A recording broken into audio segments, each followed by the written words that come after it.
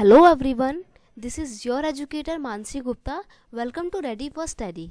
आज हम class 10th के लिए एक न्यू सीरीज स्टार्ट करने जा रहे हैं जिसमें हम आपके टर्म 1 में आने वाले एसएसटी की बुक से जितने भी चैप्टर हैं उनके एमसीक्यूज कवर करेंगे. ठीक है, तो इसीलिए हमने आज आपकी अर्थशास्त्र की यानी कि इकोनॉमिक्स की किताब ली है और हम उसका पहला पार्ट पढ़ने जा रहे हैं. पहले पार्ट का नाम है विकास, डेवलपमेंट. ठीक है, तो वीडियो को स्टार्ट करने से पहले मैं आपसे ये उम्मीद करती हूँ कि आप लोग अभी तक अपना जो है थ्योरेटिकल पोर्शन बुक से पढ़ चुके होंगे. तो हम सिर्फ आज इसमें एमसीक्यूज डिस्कस करेंगे. जैसा कि आपको पता है सीबीएसई के न्यू पैटर्न के अकॉर्डिंग आपके जो एग्ज़ाम्स हैं वो सब्जेक्टिव फॉर्मेट में ना होकर ऑब्जेक्टिव फॉर्म में होंगे जिसमें आपसे एमसीक्यूज पूछे जाएंगे. ठीक है, तो आप लोग चैप्टर पढ़िए, बाकी एमसीक्यूज जो है हम डिस्कस करेंगे और एमसीक्यूज डिस्कस करते करते हम आपके पूरे चैप्टर की भी रिवीजन कर लेंगे. ठीक है स्टूडेंट, तो स्टार्ट करते हैं हम अपने इस एमसीक्यू सीरीज़ की वीडियो को एंड तक ज़रूर देखना क्योंकि ये वीडियो आपके लिए काफ़ी बेनिफिशियल होने वाला है. ठीक है,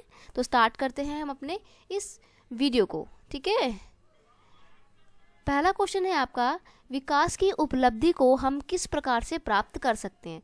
तो अब देखो, कोई भी डेवलपमेंट है, कोई भी विकास हम करते हैं तो हमें वो कैसे प्राप्त हो सकता है, हम उसको कैसे अचीव कर सकते हैं. तो ऑप्शन है सभी लोगों को कानून का पाठ पढ़ाकर, लोकतांत्रिक राजनीतिक प्रक्रिया को अपनाकर, राजतंत्र के प्रति निष्ठावान होकर या फिर उपरोक्त में से कोई नहीं. तो अब आपके अकॉर्डिंग क्या होगा. देखिए इसका आंसर ऑप्शन नंबर 2 है. अब वो कैसे है हम ये भी समझ लेते हैं.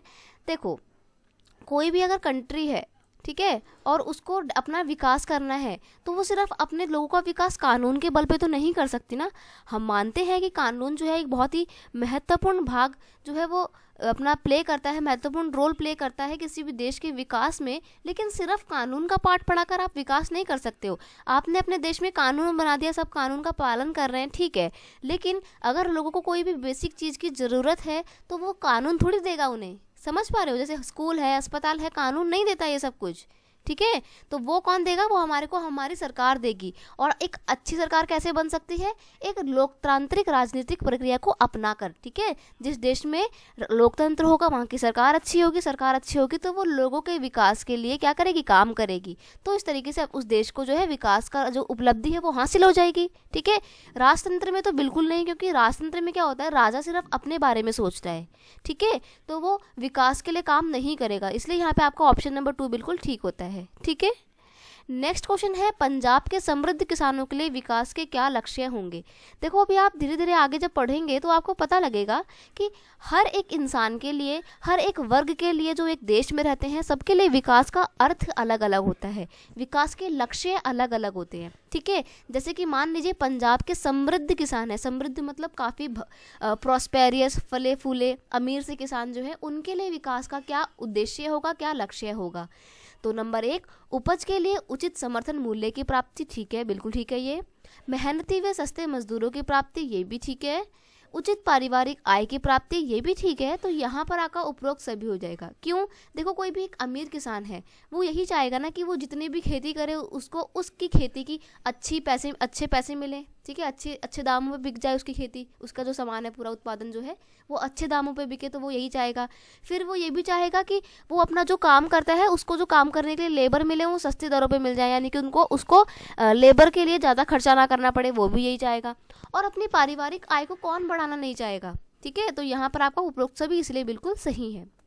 नेक्स्ट क्वेश्चन है, भूमिहीन ग्रामीण मजदूरों के लिए विकास के क्या लक्ष्य होंगे. यानी कि अब हम बात कर रहे हैं गांव के ऐसे मजदूर जिनके पास भूमि नहीं है, तो वो लोग कैसा विकास चाहते हैं, काम करने के अधिक दिन और बेहतर मजदूरी, समाज में उचित स्थान, 1 और 2 दोनों या उपरोक्त में से कोई नहीं. तो देखो कोई भी मजदूर है वो तो यही चाहेगा ना कि उसको अधिक से अधिक काम मिले ताकि वो पैसा कमा सके. ठीक है, काम तो मिले, साथ में उसकी जो उसको वेतन मिल रहा है, जो मजदूरी मिल रही है वो भी अच्छी होनी चाहिए. और फिर वो ये भी चाहेगा कि उसको अच्छी आय के साथ साथ समाज में एक अच्छा स्थान भी मिले, लोग उसकी रिस्पेक्ट करें. ठीक है, तो इसीलिए यहाँ पर आपका ऑप्शन नंबर 3 बिल्कुल ठीक हो जाएगा. ऑप्शन नंबर 3 पे आप टिक कर देंगे कि 1 और 2 दोनों ही बिल्कुल ठीक हैं. ठीक है, अगला प्रश्न है आपका, शहर के अमीर परिवार की लड़की किस प्रकार के विकास की आशा करती होगी. ठीक है, तो देख लीजिए, अगर मान लीजिए आप किसी अमीर परिवार की लड़की हैं, ठीक है, शहर में रहती हैं आप, तो आप कैसा विकास चाहेंगी, घर में शांतिपूर्वक कार्य करने का, अपने भाई जैसी आज़ादी का, अपने फैसले खुद लेने का, या फिर अपनी पढ़ाई विदेश में जाकर करने का। तो देखिए, पहली बात तो आप यहाँ पर ये 1 2 3 खुद से लिख लीजिएगा, क्योंकि देखिए मैं मेरी पीपीटी खुद ही बनाती हूँ तो कई बार मिस्टेक हो जाती है, तो for my mistake forgive me. ठीक है, तो बताइए आपके अकॉर्डिंग विकास की, अगर कोई लड़की विकास चाहती है, परिवार अमीर परिवार की वो लड़की है, तो वो क्या चाहेगी? वो ये सारे ही चाहेगी कि उसको अपने घर में शांति से काम करने के लिए मौका मिले, भाई जैसी आज़ादी मिले। और कोई भी अमीर घर की लड़की या शहर की लड़की नहीं चाहेगी कि उसके फैसले लेने में कोई दखल अंदाजी करे, तो वो अपने फैसले खुद लेना चाहेगी। और अगर वो पढ़ना चाहती है तो वो चाहेगी कि वो बाहर के देश में जाकर पढ़े। ठीक है, इसलिए उपरोक्त सभी आपका बिल्कुल सही आंसर होगा। सामान्य लोग अपने लिए विकास को किस प्रकार से देखते हैं? तो देखो, अगर जो जनरली आप लोग देखते हो वो लोग विकास चाहते हैं, तो कैसा विकास चाहते हैं? ऐसी चीज़ों की प्राप्ति जो उनके लिए महत्वपूर्ण है। ठीक है, ऐसी चीज़ें जो उनकी आकांक्षाओं व इच्छाओं को पूरा करती हैं। तो ये भी बिल्कुल ठीक है, इसलिए यहाँ पे आपका ऑप्शन नंबर 4 बिल्कुल ठीक होगा, 1 और 2 दोनों। अब देखो कैसे, थोड़ा सा इसको समझने का कोशिश करते हैं। अगर हम बात करते हैं विकास की, तो विकास क्या है? एक ऐसा ही तो विकास, उसे तो कहते हैं, उस ऐसी स्थिति को विकास कहते हैं जब आप जो भी चीज़ें चाहते हो अपनी इच्छाओं को पूरा करने के लिए आप उन्हें खरीद पाते हो। ठीक है, वो चीज़ें आपको बहुत ही ईजिली अवेलेबल है, जो आपके लिए बहुत महत्वपूर्ण है। ठीक है, तो मान लो अगर आपको स्वास्थ्य फैसिलिटीज़ चाहिए, यानी कि आपको हेल्थ फैसिलिटीज़ चाहिए, तो आपको इजीली हॉस्पिटल अवेलेबल है आपके आसपास के एरिया में। और अगर आप किसी गांव के दूर दराज के इलाके में रहते हैं, वहाँ पे आपके लिए हॉस्पिटल अवेलेबल नहीं है, तो तभी तो हम कहते हैं कि वो गाँव विकसित नहीं है, डेवलप नहीं है। क्यों नहीं है? क्योंकि वहाँ पे लोगों को अगर हेल्थ फैसिलिटी चाहिए, वो वहाँ पे उनके लिए वो उनकी इच्छाएं पूरी नहीं हो सकती हैं। इसीलिए विकास के लिए क्या इंपॉर्टेंट है कि विकास उस स्थिति को कहते हैं जब इंसान को वो सभी चीज़ें मिल रही होती हैं जिसकी वो कामना करता है, उसको बहुत ज़रूरत होती है। उद्योगपति ज़्यादा बांध क्यों चाहते हैं? अब देखो, बांध क्या होते हैं? जो नदियों पे बनाए जाते हैं पानी स्टोर करने के लिए और बिजली बनाने के लिए। ठीक है, तो जो उद्योगपति होते हैं वो ज़्यादा से ज़्यादा बांध चाहते हैं। अब क्यों चाहते हैं? नंबर 1, ताकि वे आदिवासियों को परेशान कर सके। ये तो बिल्कुल नहीं होगा। क्यों नहीं होगा? क्योंकि सब लोग अपना फ़ायदा देखते हैं। ठीक है, जब भी आप कोई काम करते हो, व्यवसाय करते हो, तो आप अपना फ़ायदा देखते हो, किसी को फालतू में आप परेशान करना नहीं चाहते हो। हाँ, आप परेशान तब करोगे जब आपकी कोई पर्सनली दुश्मनी होगी। ठीक है, तो जब उद्योगपतियों की आदिवासियों से कोई दुश्मनी नहीं है, तो वो उन्हें परेशान क्यों ही करेंगे? अधिक बिजली प्राप्ति कर सकें, ये बिल्कुल ठीक हो सकता है, क्योंकि उद्योगपति को क्या है, अपनी कंपनी चलाने के लिए, अपनी फैक्ट्रियाँ चलाने के लिए जो मशीनें हैं वो बिजली से चलती हैं, तो उसको बिजली की आवश्यकता होगी। ठीक है, तो वो ज़्यादा से ज़्यादा बांध बनाना चाहेगा ताकि उसको आसानी से सस्ती दरों पर बिजली मिल पाए। अपना मुनाफा बढ़ाने के लिए, तो ये तो सबका प्राइम उद्देश्य होता है, मतलब प्राथमिक उद्देश्य सबका यही होता है कि वो अपना मुनाफा बढ़ा सकें, पर्यटन को बढ़ावा दे सकें। ये नहीं होगा। क्यों नहीं होगा? क्योंकि देखिए, पर्यटन जो होता है उसका मतलब होता है टूरिज्म। ठीक है, पर्यटन कौन बढ़ाता है? सब तो सरकार का काम होता है कि भाई ज़्यादा से ज़्यादा लोग घूमने जाएं, तो जो भी पैसा होगा वो गवर्नमेंट की थैली में जाएगा, गवर्नमेंट के पास जाएगा। ठीक है, तो ये पर्यटन को बढ़ाने में उद्योगपति अपना नहीं चाहते हैं उद्योगपति। ठीक है, वो तो सिर्फ अपना लाभ कमाना चाहते हैं और बिजली बढ़ाना चाहते हैं। तो यहाँ पर आपका 2 और 3 स्टेटमेंट बिल्कुल ठीक है, तो यहाँ पे ऑप्शन नंबर सी करेक्ट हो जाएगा। ठीक है स्टूडेंट, नेक्स्ट क्वेश्चन है, ज़्यादा आय के साथ साथ लोग और किस चीज़ को चाहते हैं?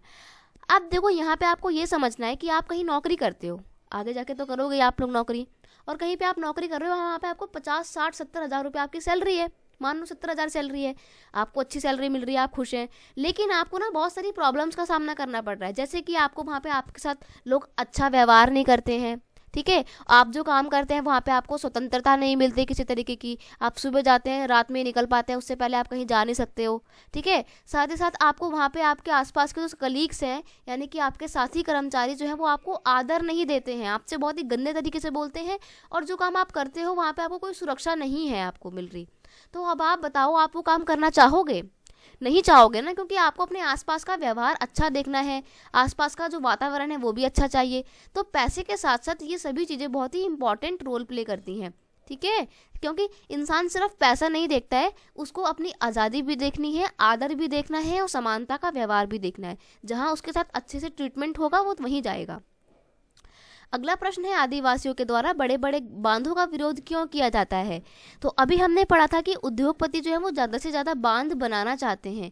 वो ज़्यादा से ज़्यादा बांध क्यों बनाना चाहते हैं? ताकि उससे उनको मुनाफा हो। ठीक है, उनको बिजली मिले इसलिए वो चाहते हैं। लेकिन आदिवासी तो बांध नहीं बनाना चाहते ना, क्यों क्यों नहीं बनाना चाहते? तो ऑप्शन है, उनका जीवन अस्त व्यस्त हो जाएगा, बिल्कुल सही, उनका जीवन खराब हो जाता है। उनकी ज़मीन जलमग्न हो जाएगी, मतलब पानी में डूब जाएगी, सबमर्ज हो जाएगी। बेघर हो जाने के कारण, ये भी ठीक है। तो यहाँ पर आपका उपरोक्त सभी बिल्कुल सही हो जाएगा। क्यों, इसको थोड़ा समझ लो। देखो, बांध जहाँ पे भी बनता है ना, नदी पे, जिस नदी पे बांध बनता है तो वहाँ पर एक लैंड, मतलब नदी के पास का जो पूरा इलाका होता है ना, ज़मीनी इलाका, बांध बनाने में वो पूरा जो इलाका है वो पानी में डूब जाता है। क्यों? क्योंकि बड़े बड़े जब बांध बनाते हैं तो पानी इधर उधर फैलता है, ठीक है, तो पूरा इलाका जो है वो जलमग्न हो जाता है, पानी में डूब जाता है। अब मान लो उस जमीन में कोई लोग रहते थे तो वो तो अब कहाँ जाएंगे बेचारे, तो बेघर हो जाएंगे, पानी में थोड़ी कोई अपना घर बना के रहेंगे वो। तो इसीलिए आदिवासी उसका विरोध करते हैं, क्योंकि उनका जीवन बिल्कुल खराब हो जाता है, अस्त व्यस्त हो जाता है, जमीन पानी में डूब जाती है, बेघर हो जाते हैं, बेचारे बहुत दुखी होते हैं। क्योंकि बांध बनने के बाद जब लोगों के पास से उनकी ज़मीन छिन जाती है ना, तो गवर्नमेंट उनको दूसरी जगह, कहीं अच्छी जगह पे बसाती भी नहीं है, ठीक है। और फिर आप सोचो, उनके दादा परदादा की वो ज़मीन होती है, आपसे आपकी दादा परदादा की ज़मीन छीन रहा है कोई, तो कितना बुरा लगेगा आपको। इसीलिए आदिवासी लोग बड़े बड़े बांधों का विरोध करते हैं, ठीक है। अब मैं आपको थोड़ा सा ये बताना चाहूँगी कि इन दोनों प्रश्न से हमारे को समझ में आता है कि विकास का जो उद्देश्य है सभी के लिए अलग अलग है, ठीक है। जब आप अपनी किताब पढ़ोगे तो आपको एक हाईलाइटेड पॉइंट मिल जाएगा जिसमें लिखा होगा कि विकास का उद्देश्य सबके लिए भिन्न भिन्न होता है, और एक के लिए जो विकास है ज़रूरी नहीं है कि दूसरे के लिए भी वह विकास हो। एक के लिए विकास दूसरे के लिए हानिकारक भी सिद्ध हो सकता है। जैसे कि आदिवासियों के लिए वो बांधों का बनना हानिकारक है, वहीं दूसरी तरफ उद्योगपतियों के लिए वो बांध का बनना लाभदायक है, क्योंकि उससे उनका मुनाफा बढ़ता है, ठीक है स्टूडेंट। आपको आई होप ये वीडियो अच्छा लग रहा होगा, समझ में आ रहा होगा। और अगर कोई डाउट है तो आप मेरे से कमेंट सेक्शन में पूछ सकते हैं। और वीडियो को देखने के बाद आपको इतना तो लग ही रहा होगा कि आपके पूरे चैप्टर की भी रिवीजन हो रही है, ठीक है। आपकी बुक से टू द पॉइंट में क्वेश्चन लेकर आ रही हूँ, तो टेंशन फ्री रहिए कि आपके पेपर में इससे बाहर कुछ आएगा। आई डोंट थिंक कि इससे बाहर भी कोई क्वेश्चन बन सकता है, ठीक है। अब आप देख लीजिए, इतनी मेहनत से मैं आपके लिए बना रही हूँ, तो प्लीज़ इस वीडियो को शेयर कीजिए, वीडियो को लाइक कीजिए और कमेंट करके बताइए वीडियो कैसा लगता है आपको, ठीक है। क्योंकि आपका एक लाइक और कमेंट मेरे को बहुत ही मोटिवेट करता है, ताकि मैं आपके लिए और अच्छी ऐसी वीडियोज़ बना के लेकर आऊँ, ठीक है। नेक्स्ट है, यदि महिलाएं वेतन के लिए काम में लगी हों तो इससे क्या फ़र्क पड़ता है।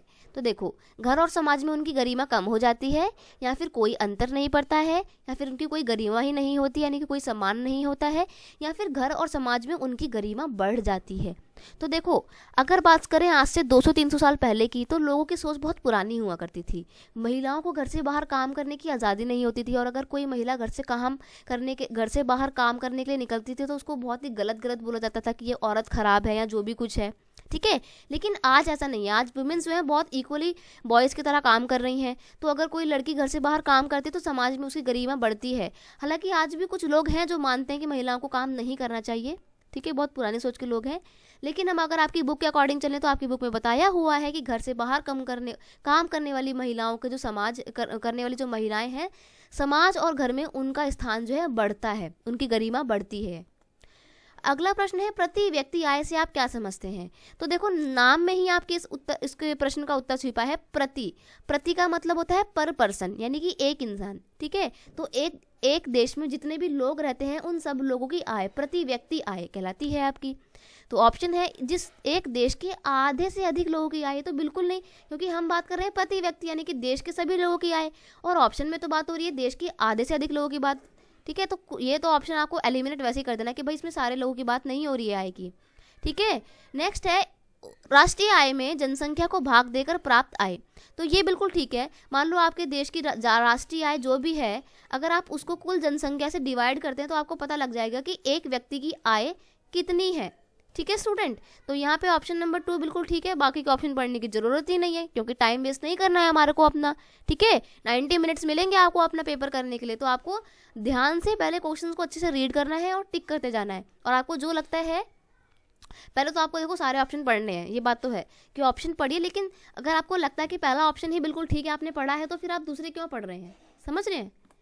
नेक्स्ट क्वेश्चन है, नौकरी मिलने के दौरान आय के अतिरिक्त आप अन्य कौन से कारकों पर विचार करेंगे। तो ऐसा ही हमने सिमिलर सा क्वेश्चन पहले भी पढ़ा था कि आय के अतिरिक्त व्यक्ति क्या क्या देखता है।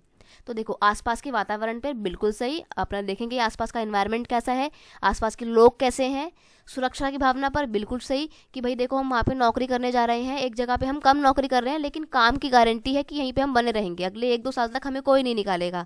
लेकिन दूसरी जगह हमारे को पैसा ज़्यादा मिल रहा है लेकिन इस बात की गारंटी नहीं है कि वो हमें नौकरी से कब निकाल दे, तो आप दूसरी जगह पर स्विच ही नहीं करेंगे, दूसरी जगह आप जाओगे नहीं नौकरी करने। क्यों? क्योंकि आपको वहाँ पे स्वतंत्रता नहीं, सॉरी सुरक्षा नहीं है काम की। ठीक है, तो ऑप्शन नंबर 2 भी बिल्कुल ठीक है। नेक्स्ट है परिवार के लिए पर्याप्त समय निकालने पर, यह भी सही है। देखो आप नौकरी करते हो, सिर्फ पैसा ही सब कुछ नहीं होता है, नौकरी के साथ साथ आपको क्या चाहिए कि आप अपनी फैमिली के लिए प्रॉपर टाइम निकाल पाएँ, प्रॉपर नहीं तो कम से कम थोड़ा बहुत तो समय निकालिए, क्योंकि परिवार का प्यार बहुत ज़रूरी है। ठीक है, तो ऑप्शन नंबर 3 भी ठीक है। अगला है आपका ऑप्शन कथन कार्यस्थल में सम्मान व समान व्यवहार पर, तो उपयुक्त कथन चुनिए, ये भी बिल्कुल ठीक है। तो यहाँ पे हम देखते हैं कि आपका 1 2 3 4 चारों सही है, तो उपरोक्त सभी डी पे आप बिल्कुल सही टिक कर देंगे। ठीक है स्टूडेंट, अगला क्वेश्चन है निम्नलिखित में से किसे औसत आय भी कहा जाता है। तो देखो बस आपको ये याद करने वाला चीज़ है कि मैंने आपको प्रति व्यक्ति आय बताई थी ना कि एक देश के सभी लोगों की आय प्रति व्यक्ति आय कहलाती है। ठीक है, सभी लोगों की मतलब प्रत्येक व्यक्ति की आय, राइट। तो प्रति व्यक्ति आय ही आपकी औसत आय भी कहलाती है, तो ऑप्शन नंबर 2 आपको टिक कर देना, ये याद करने वाली चीज़ है। अगला प्रश्न है किसी देश के आर्थिक समृद्धि का सबसे उपयुक्त मापदंड क्या है। अगर एक देश बहुत ही समृद्ध है, खुशहाल है, तो उसका पता हम कैसे लगाएंगे। देखो उसका पता हम लगाएंगे कि उस देश के लोगों का प्रति व्यक्ति आय कितना ज़्यादा है। ठीक है, जिस देश के लोग ज़्यादा कमाएंगे उस देश को हम सबसे अच्छा मानेंगे। क्यों मानेंगे? क्योंकि देखो कोई भी चीज़ है, ठीक है, पैसों में मिलती है, और अगर आपके पास पैसा है तो आप वो चीज़ें खरीद सकते हैं। ठीक है, तो कोई भी आवश्यकता की चीज़ें इंसान तभी खरीद सकता है जब उसके पास पैसा है, और जब किसी देश के लोगों के पास ज़्यादा पैसा है तो वो अपनी आवश्यकता की चीज़ें तो वैसे ही खरीद सकते हैं। तो प्रति व्यक्ति आय जिस देश की सबसे अधिक होगी हम उस देश को उतना ही अधिक समृद्ध मानेंगे। ठीक है स्टूडेंट, इसीलिए आपका जो यूएसए है वहाँ पे प्रति व्यक्ति आय सबसे ज़्यादा है, इसलिए हम उसको दुनिया की सुपर पावर में काउंट करते हैं। ठीक है, अगला प्रश्न है आमतौर पर विकसित देश किसे कहा जाता है। अमीर देशों को कहा जाता है ना। आप जनरली अपने दोस्तों में बोलते हैं भाई इसके पास तो बहुत पैसा है, बहुत अमीर है, ये तो विकसित हो चुके हैं ये बिल्कुल। ठीक है, तो अमीर लोगों को, तो समृद्ध देश जो है वो कौन होते हैं? विकसित होते हैं। साथ ही साथ जो छोटे देश होंगे वो भी विकसित होंगे। क्यों? देखो जो छोटे देश है वहाँ पे जनसंख्या भी कम है, जनसंख्या कम है तो वहाँ पे कोई भी अगर पॉलिसी लेकर आती है गवर्नमेंट तो वो आसानी से लागू हो जाती है और लाभ भी लोगों को आसानी से मिल जाता है क्योंकि लोग ही इतने कम होते हैं। ठीक है, तो छोटे देश जो होते हैं वो भी विकसित होते हैं, लेकिन ज़रूरी नहीं है क्योंकि अफ्रीका के बहुत सारे छोटे छोटे देश आज भी बहुत गरीब हैं।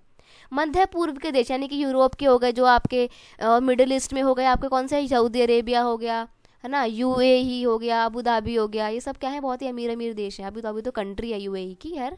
तो उपरोक्त सभी आपकी बुक में बताया हुआ है कि समृद्ध देश कौन कौन से हैं, मध्य पूर्व के, और छोटे देश जो हैं वो अमीर या विकसित देश माने जाते हैं। अगला क्वेश्चन है 2016-17 के आंकड़ों के आधार पर किस राज्य की प्रति व्यक्ति आय सबसे अधिक है। अब देखो आप में से कुछ बच्चों के पास पुराने डाटा की बुक होगी जिसमें 2012-13 का आंकड़ा दिया होगा। ठीक है, तो आप बोलेंगे कि भाई मेरे पास जो किताब है उसमें तो 12-13 का दिया हुआ था, 16-17 का दिया ही नहीं हुआ था। तो देखो भाई गवर्नमेंट की जो एनसीईआरटी बुक्स होती है ना, हर साल ना न्यू तरीके से पब्लिश होती हैं, थोड़ा बहुत डाटा चेंज होता है। ठीक है, तो 2016 और 17 के आंकड़े के आधार पर प्रति व्यक्ति आय हरियाणा की सबसे अधिक है, और अगर 2012 और 13 की बात करें तो महाराष्ट्र की प्रति व्यक्ति आय सबसे अधिक थी। ओके स्टूडेंट, अगला प्रश्न है शिशु मृत्यु दर से आप क्या समझते हैं। तो शिशु मृत्यु दर क्या होती है? सबसे पहले तो आप समझिए कि शिशु किसे कहते हैं। तो जो न्यू बॉर्न इन्फेंट होता है ना, न्यू बॉर्न बेबी, प्यारा सा छोटू सा जो बेबी होता है उसे बोलते हैं शिशु। ठीक है, शिशु मृत्यु दर का मतलब क्या होता है कि एक छोटा सा बच्चा वो 1 साल की उम्र पूरी भी नहीं कर पाया और उससे पहले ही मर गया। उस बच्चे के उस पूरे दर के, उस जो पूरी बच्चों के मरने का जो दर होता है उस दर को बोलते हैं शिशु मृत्यु दर। ठीक है, अब वो कितने बच्चों पर नापा जाता है? 1000 बच्चों पर, 10 बच्चों पर, या 100 बच्चों पर, या 10,000 बच्चों पर। तो पढ़ते हैं पहले तो ऑप्शन कि 10,000 जीवित बच्चों में से 1 वर्ष की आयु से पहले ही मर जाने वाले बच्चों का अनुपात, या 100 जीवित बच्चों में से 1 वर्ष की आयु से पहले मर जाने वाले बच्चों का अनुपात, या 10,000 जीवित बच्चों में से 1 वर्ष की आयु से पहले मर जाने वाले बच्चों का अनुपात। अब देखो ऐसे क्वेश्चन पढ़ के ना आप लोग बहुत कंफ्यूज हो जाते हैं कि यार पढ़ा तो था कि 1 साल की उम्र पूरी करने से पहले ही मर जाते हैं, पर कितने बच्चे, 1000 पे, 100 पे, 10,000 पे? तो बिल्कुल कंफ्यूज नहीं होना है, क्योंकि देखो जो भी दर पूछा है ना कि शिशु मृत्यु दर, जन्म दर, लिंग अनुपात, ये सब 1000 पे नापते हैं हम, 1000 पे नापा जाता है। तो बिल्कुल कंफ्यूज नहीं होना है, हमेशा 1000 याद रखना, ये 100, 10,000 का चक्कर ही छोड़ दो। अगला क्वेश्चन है, एक विकासशील देश का विकसित देश के साथ तुलना के लिए आधारभूत मापदंड क्या है। अब देखो यहाँ पे क्वेश्चन को आगे बताने से पहले मैं आपको बताना चाहूँगी कि सबसे अमीर देश को बोला जाता है विकसित देश, ठीक है, जो कि आपका अमेरिका है, जापान है, रशिया है, यूरोप में इंग्लैंड है, जर्मनी है, ये सब क्या है, विकसित देश है जो बहुत अमीर हो चुके हैं। चाइना भी अब तो होने लगा विकसित, लेकिन अभी वो अपने आप को विकासशील ही मानता है। फिर विकसित देश से थोड़े से नीचे कौन से आते हैं, विकासशील देश आते हैं, जैसे कि आपका इंडिया है, चाइना है, ठीक है, ये सब अपने आप को विकासशील देश मानते हैं।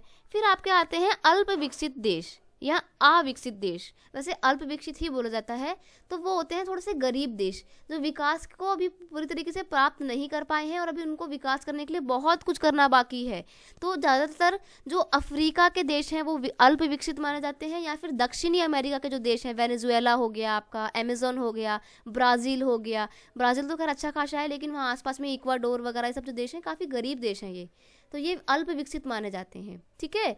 तो विकासशील देश है कोई सा और कोई सा अल्प विकसित देश है, तो इनको हम कैसे नापेंगे, इनके बीच में जो अगर हमारे को कंपैरिजन करना होगा तो किस आधार पे करेंगे।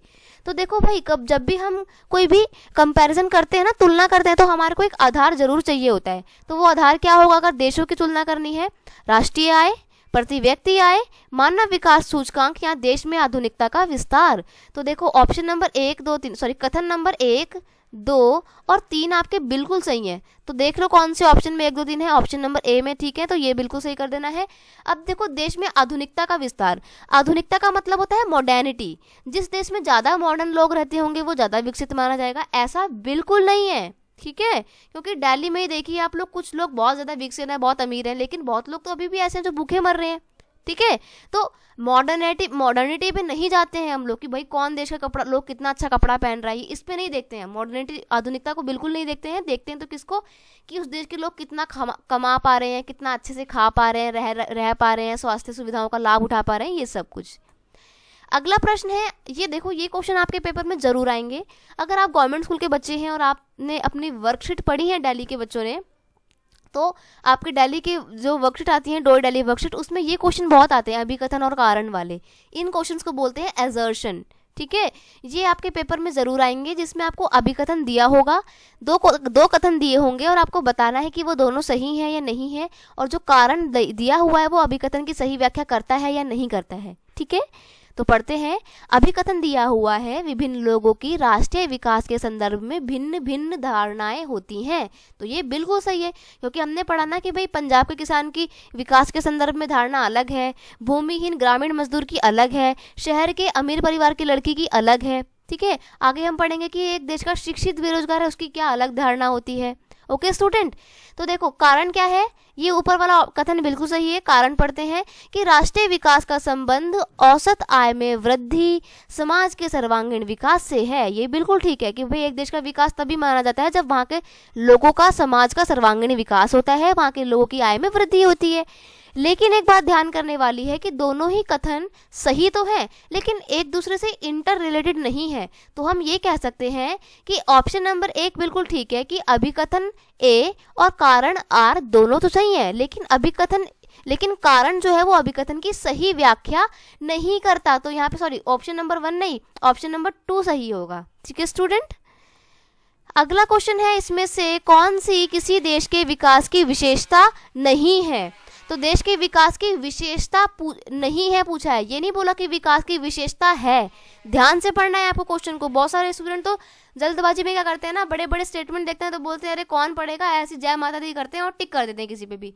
आपको ये बिल्कुल नहीं करना है अगर आपको 40 आउट ऑफ 40 मार्क्स लाने हैं, ठीक है। तो कौन से देश की इसमें से कौन से किसी देश की विकास की विशेषता नहीं है, तो देखते हैं। देश के विकास के विषय में सभी देशवासियों का समक्ष समान होते हैं, मतलब समझ जो है वो समान होती है, ये बिल्कुल नहीं, ठीक है, ये आपका ऑप्शन सही। कि देखो एक देश के जो लोग हैं विकास के संदर्भ में क्या सभी लोगों का जो एक सोच है वो समान होती है? बिल्कुल नहीं, विकास के लक्ष्य सबके लिए अलग अलग होते हैं और ज़रूरी नहीं है कि जिसके लिए एक व्यक्ति के लिए जो विकास है दूसरे व्यक्ति के लिए भी वही विकास हो। बांध का एग्जाम्पल मैं आपको दे चुकी हूँ। तो यहाँ पे आपका ऑप्शन नंबर 1 बिल्कुल ठीक है कि ये विकास की विशेषता बिल्कुल भी नहीं है। अगला क्वेश्चन है लोगों के बीच सामान्य विकास का लक्ष्य क्या है? तो देखो अगर हम देखें जनरली विकास क्या है तो लोग बोलते हैं जिसके पास ज़्यादा पैसा है वो ज़्यादा विकसित है, ठीक है, वो ज़्यादा अमीर है, जो ज़्यादा अमीर है वो ज़्यादा ही विकसित है, ज़्यादा अच्छे लोग हैं, ज़्यादा अच्छे स्टेटस के लोग हैं। तो आय देखी जाती है सबसे पहले। अगला क्वेश्चन है आपका जीडीपी का क्या अर्थ है? अब देखो हिंदी मीडियम वाले बच्चों के लिए थोड़ा सा कन्फ्यूजन है कि भाई जीडीपी याद करना पड़ेगा, लेकिन अगर इंग्लिश मीडियम के बच्चों की बात करी जाए तो उनके लिए बहुत ईजी पड़ जाता है। क्यों? क्योंकि जीडीपी लिखते ऐसे हैं, ठीक है, पेपर में पूछेगा ग्रॉस डोमेस्टिक प्रोडक्ट, सकल घरेलू उत्पाद। तो हिंदी वाले बच्चों आपको याद करना पड़ेगा, ठीक है, तो आपको इसको एज इट इज़ याद करना है, बिल्कुल भी भूलना नहीं है, बहुत ही इंपॉर्टेंट है। जिस भी देश का जीडीपी ज़्यादा होगा वो देश उतना ही अधिक विकसित माना जाएगा, ठीक है स्टूडेंट। अगला क्वेश्चन है प्रति व्यक्ति $12,056 और इससे अधिक प्रति व्यक्ति आय वाले देश को क्या कहा जाता है? तो बताइए भाई, अमीर कहा जाता है, निम्न आय वाले देश कहा जाता है, विकासशील देश कहा जाता है, या फिर उपरोक्त में से कोई नहीं? तो देखिए जो देश की आय $12,056 से अधिक होती है, यहाँ पे सबसे पहले तो मैं आपको ये बताना चाहूँगी कि भाई प्रति व्यक्ति आय को ना हम डॉलर में नापते हैं, ठीक है, डॉलर मतलब जो अमेरिका की करेंसी है, ठीक है। तो आपको जो देश की आय $12,056 से अधिक होती है वो अमीर माना जाता है, ठीक है। तो आपको बिल्कुल कंफ्यूज नहीं होना है, आपकी बुक में ये एज इट इज़ दिया हुआ है। थोड़े बहुत डाटा आपको माइंड में बिठाने पड़ेंगे पेपर देने से पहले, ठीक है। अगला है यदि किसी एक व्यक्ति के पास यातायात साधन के रूप में साइकिल है तो यातायात साधन के रूप में उसका अगला लक्ष्य क्या होगा? अब देखो कोई व्यक्ति विकास करता है तो स्टेप बाय स्टेप करता है ना, एक सीढ़ी चढ़ा, फिर दूसरी सीढ़ी चढ़ा, फिर तीसरी सीढ़ी चढ़ा। अब मान लो अभी आप साइकिल चलाते हो, क्या आप सीधा हेलीकॉप्टर उड़ाने का सपना देखोगे क्या? नहीं ना, थोड़ा धीरे धीरे करके आगे बढ़ोगे। तो अगर आपके पास साइकिल है तो अगले आप सोचेंगे कि अब यार मोटरसाइकिल लेनी है हमारे को, फिर मोटरसाइकिल आ जाएगी, फिर बोलोगे नॉर्मल सी कार लेनी है, फिर कार आ जाएगी, फिर बोलोगे भाई अब तो लैम्बोर्गिनी लेंगे, भाई महंगी कार लेंगे, फिर महंगी कार ले लोगे, फिर जब तुम्हारे पास बहुत पैसा आ जाएगा तो बोलोगे यार बस कार वार से मन भर गया, अब तो यार लेंगे हेलीकॉप्टर लेंगे, ठीक है। तो आप स्टेप बाय स्टेप करके आगे बढ़ते हैं। अगला क्वेश्चन है देश की उन्नति में महत्वपूर्ण योगदान होता है किसका? मानव क्रिया का, आर्थिक विकास का, सामाजिक विकास का, या उपरोक्त सभी? तो यहाँ पे उपरोक्त सभी पे टिक कर देना है। क्यों? देखो देश का विकास तभी होगा जब वहाँ के लोग एक्टिव होंगे, काम करेंगे, क्योंकि जहाँ के लोगों के जिस देश के लोग ही आलसी होंगे, पड़े रहेंगे, काम ही नहीं करेंगे, तो उस देश में उत्पादन ज़्यादा नहीं होगा, कंपनियां जो ज़्यादा उत्पादन नहीं करेंगी। अब कंपनियां ज़्यादा उत्पादन नहीं करेंगी तो देश का विकास खाक होगा क्या? अब जब फैक्ट्री में ही विकास नहीं हो रहा तो देश के पास पैसा कैसे आएगा, ठीक है। तो मानव क्रिया से ही संबंधित है आपका आर्थिक विकास, और आर्थिक विकास से संबंधित है आपका सामाजिक विकास, ठीक है। अगला क्वेश्चन है आपका सार्वजनिक सुविधा का क्या अर्थ होता है? सार्वजनिक सुविधाएं देखो ऐसी सुविधाएं होती हैं जो आपको गवर्नमेंट प्रोवाइड करती है, और गवर्नमेंट आपको सिर्फ वही फैसिलिटी प्रोवाइड करती है जो आपके लिए बहुत ज़रूरी होती है आपके जीवन के लिए। तो ऑप्शन नंबर ए बिल्कुल ठीक है, सॉरी कथन ए सही है। कथन बी है मानव जीवन को बेहतर बनाने के लिए सरकार के द्वारा प्रदान सुविधाएं और सेवाएं।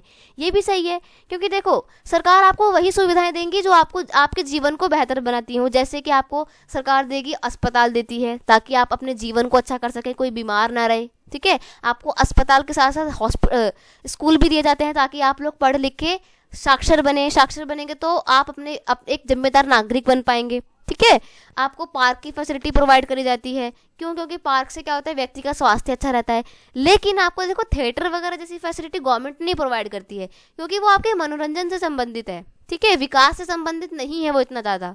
हालांकि हेल्थ के साथ साथ आपके मेंटली आपको भी फिट रहना बहुत ज़रूरी होता है, और मेंटली फिट होने के लिए आपको मनोरंजन के साधन थोड़े बहुत यूज़ करने चाहिए, लेकिन गवर्नमेंट आपको ये सिनेमा जैसी फैसिलिटी प्रोवाइड नहीं करती है, ठीक है।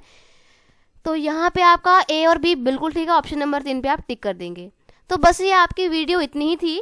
मैं आपको बता दूं कि अभी मैं आपके लिए सिर्फ 25 क्वेश्चन लेकर आई हूँ, लेकिन इसका सेकंड पार्ट भी आएगा, तो टेंशन लेने की ज़रूरत नहीं कि अरे मैम आई 25 क्वेश्चन कराए और चैप्टर खत्म हो गया, तो ऐसा नहीं है। अभी 25 क्वेश्चन बाकी हैं, तो पिक्चर अभी बाकी है मेरे दोस्तों।